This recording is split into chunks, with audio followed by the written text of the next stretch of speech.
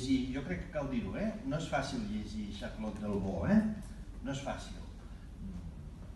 És obvi que no és plaent, estem parlant d'un llibre que refà l'experiència del camp i d'Auschwitz. I ho fa, com deia tan encertadament a la Fina, amb un llenguatge plaent, podríem dir-ne, cosa que no vol dir que no sigui profundament elaborat, per aconseguir justament aquest efecte de sequedat, jo diria, a l'hora de despullar el que explica i treure'n tota càrrega de sentimentalisme, fins i tot de subjectivitat, sense que sigui purament descriptiu. És a dir, aparentment, el llenguatge és simple, però deia que no és fàcil. No és fàcil, m'atreviria a dir, no només per l'experiència de la que parla, sinó pel punt de vista amb el que parla, que és un punt de vista extremadament singular.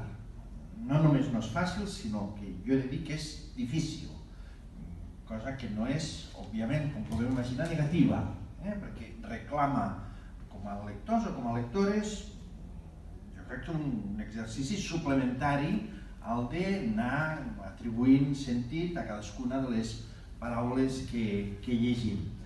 Jo és el tercer cop que vaig llegir aquesta obra. Les vaig llegir en francès en els anys 90, la trilogia en ordre, diguem-ne, primera, tercera. Les vaig llegir, jo diria que entre el 2005-2006, quan les va traduir al castellà, crec que és Turpial. Estàvem en un grup de recerca treballant literatura de dones testimonials, específicament dels camps, i vaig tornar, i ara és el tercer cop que llegeixo La mesura dels nostres dies, i per tant la trilogia començant a l'inrevés. I he de dir que el que em va sorprendre quan vaig veure l'anunci, quan vas anunciar que aquest any sortiria la tercera, va semblar una mica incomprensible, té moltíssim de sentit, perquè comparant-ho, i per això remetia a les altres lectures, que si no, no té cap mena de rellevància, comparant-ho amb l'efecte com a lector de les altres lectures, m'ha resultat profundament colpidora. Llegir aquesta tercera, que dir-ne tercera és dir-ne alguna cosa una mica equívoca, perquè cada llibre és autònom, i per tant és m'atreviria a dir una falsa trilogia, no és primera part, segona part i tercera, són 3 llibres que configuren una mena de constel·lació i que aquest és el tercer que publica. I ha estat revelador, perquè tenint una mica al cap el que expliquen els altres dos, és com si de cop, almenys m'ha passat a mi, entenguessis la singularitat del projecte narratiu de Charlotte Delvaux quan refà l'experiència d'Auschwitz. La singularitat que és una cosa que voldria una mica comentar. Hi ha una singularitat literària, és una enorme escriptora, i en l'àmbit de la literatura testimonial, en la que molt sovint el que ens interessa, i molt, és els detalls, podríem dir-ne que històrics d'allò que expliquen, molt sovint ens passa per sobre la qualitat literària d'alguns grandíssims escriptors o escriptores en aquest àmbit.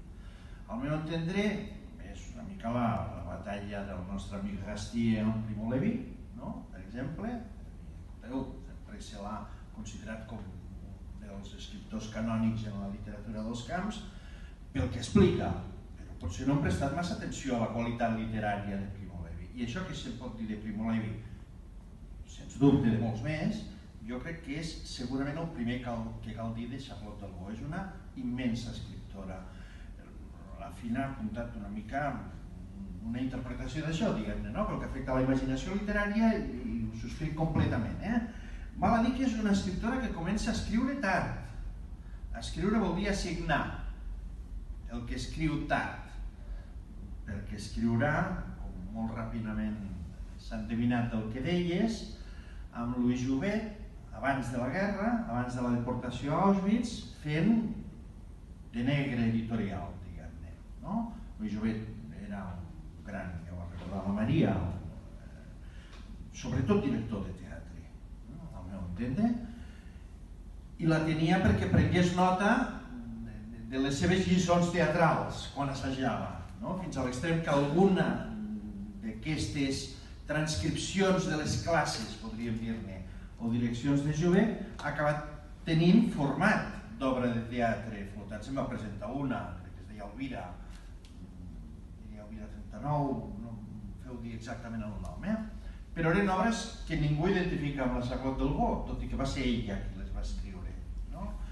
Però ella pràcticament el primer llibre que publica el publica en gairebé 50 anys, tot haver estat publicada en llibres, diguem-ne que des del començament. Jo crec que aquesta estranya maduresa d'una escriptora tardana dona també una mica el to d'algú que aborda una experiència tan colpidora com la pròpia experiència als camps, i a més no a uns camps qualsevols, sinó a Ravensbrück, però abans d'estar a Auschwitz, i no a qualsevol Auschwitz, està a Birkenau, amb una solvència extraordinària. Jo crec que és el que permet també d'entendre alguna cosa del que fa i alguna cosa, jo m'atreviria, d'aquesta autoexigència, d'un llibre escrit gairebé a raig, només de sortir, que no publica, que es queda 20 anys, que després de 20 anys, com la Maria recordava, publica, i que és llavors quan l'encadena amb el segon i el tercer de la trilogia, i efectivament amb aquest.